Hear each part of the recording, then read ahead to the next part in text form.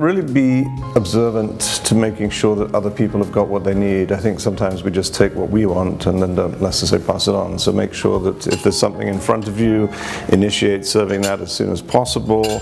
Help people if necessary. You probably have older guests who might need some help with things, and that's always a nice gesture.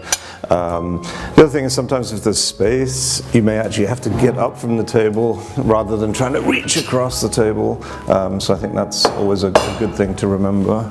And really just sort of keeping an eye out for everyone and say, would you like some more? Could I pass you the potatoes?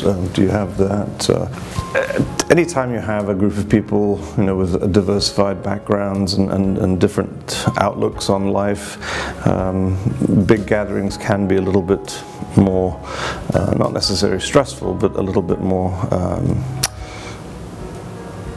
strained sometimes in terms of conversation. So one thing you can do is also make place cards for people, and that way if you know that you've got a particularly difficult uncle or somebody who's going to be a little bit more vociferous at the table, perhaps you can bring them in close so that you can physically control them if necessary during the meal.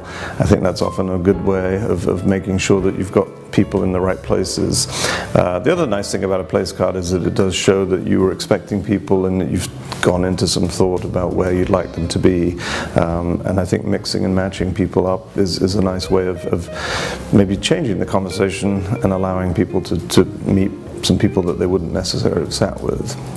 We tend to sort of gravitate towards people we already know, and that's not always the best for conversation.